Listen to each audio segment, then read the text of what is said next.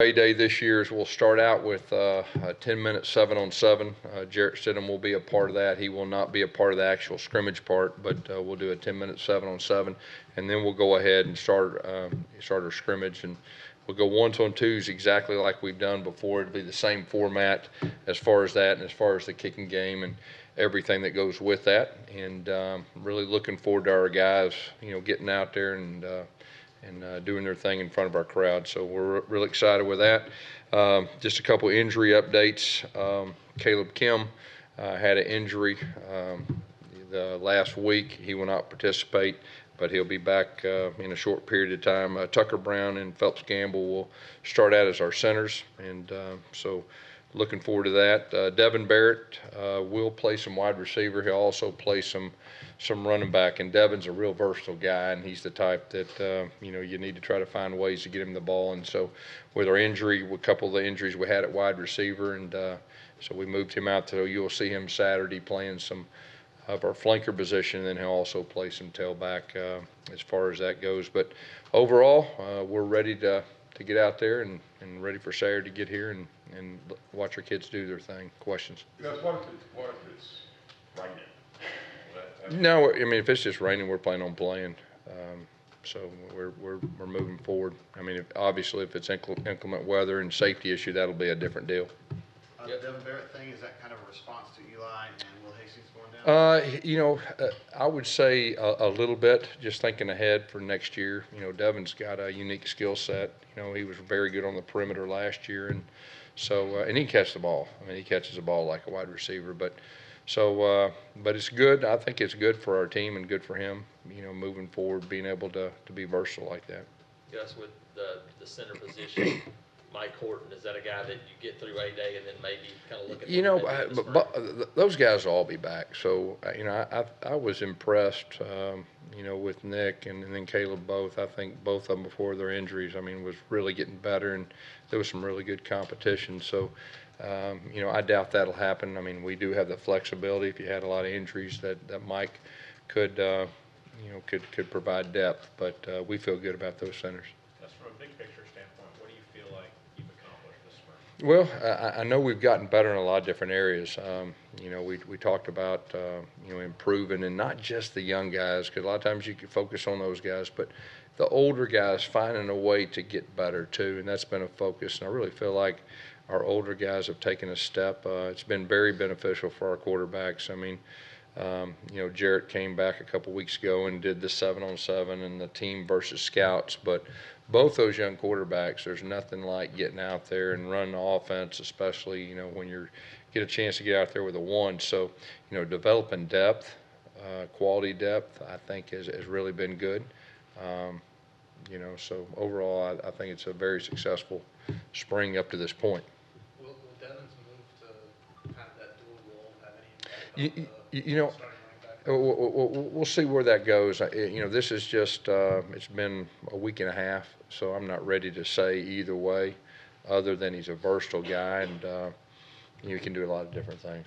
How big of the change is that really for him, though, Gus? I mean, last year in the season, he seemed to be lined up a lot in that 2 and 3 spot anyway. So is this that much of a significant change? It's not much as you would think, with the different things that we did with him last year. The thing that's really stood out to me is he does a very good job judging the ball and attacking the ball when it's vertically thrown down the field. So, he's a versatile guy. Do you think his future could be a receiver?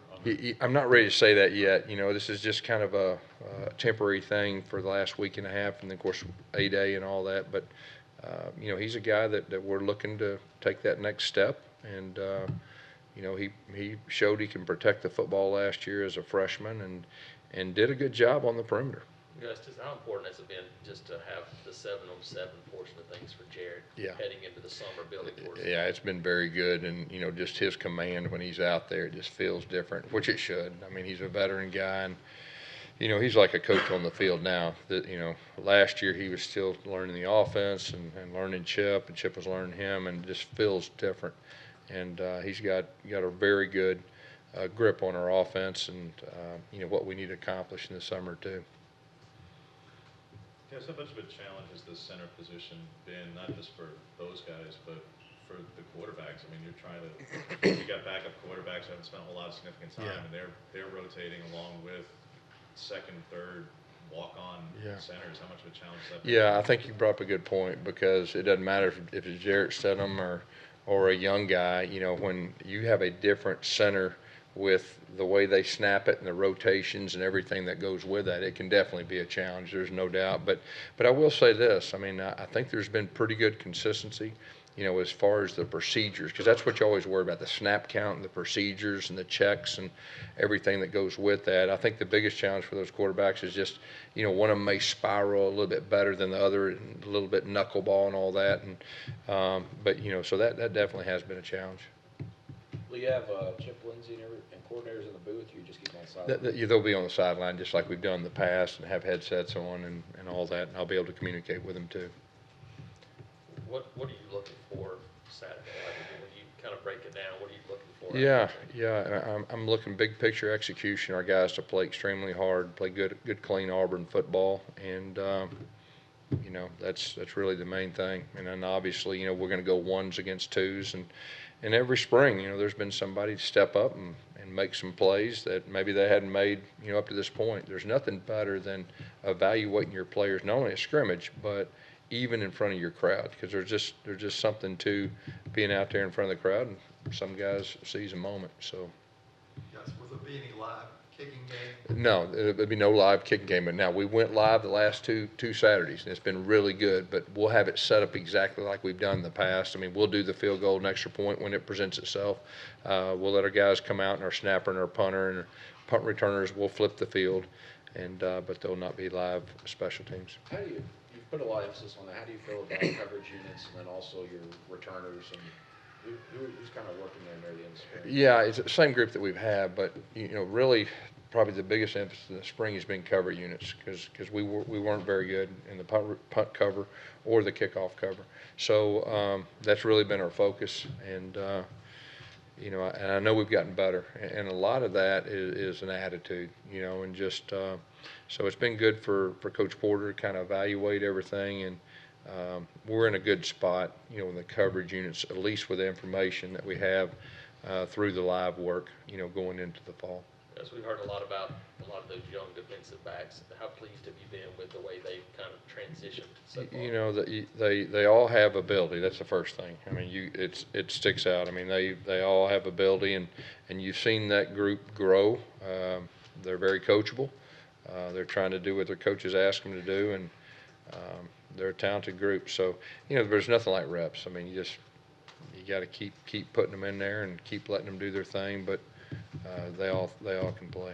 Because where are you with the tight end and H-back position? You feel like you have a good feel of what you have? Yeah, I think, yeah. And, you know, Coach Porter, he's done a good job. You know, we have a lot of information, you know, with Chandler, and just trying to develop some depth at position. And we've really worked hard with our tight end. I know we've had more probably tight end work with our hand down than we've had probably the last few springs, and that's been by design. And so, you know, that's been good in the spring. How's John Samuel doing there? Yeah, he is playing with his hand down and playing some H-back too. Real versatile guy that, you know, him and Jalen are really doing a lot of the same stuff as far as that goes. And Sal's worked with his hand down quite a bit. Not as much H-back, but quite a bit with his hand down as far as that goes. So it's been good work though. John put on any weight?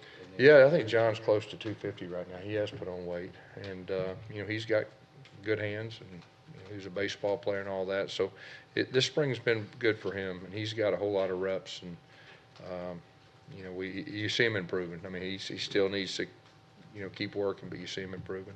Is there a chance Noah will play both ways? What's that? Is there a chance that Noah will play corner and It is possible, but he'll start out on defense, and he's really done a good job. You know, he's got an edge to him. You know, he's got that confidence that it takes to be successful playing corner. It's just, you know, it's kind of new to him, but every practice you can see him being more comfortable. Gus, without asking for specifics, obviously, have y'all put anything different, changed any scheme things this spring? Usually the last week of spring, you kind of look at some wrinkles and all that. There's been a few things that we've looked at, but the main thing, especially up front, is just giving those guys a base and continuing to, to work at the techniques and the fundamentals. And like I say so many times, is working beside the guy beside you and that communication that goes with and everything that goes with it. So there were some things that Chip played around this week, but up front it's been pretty much status quo, and that's with the youth that we had, that was by design too.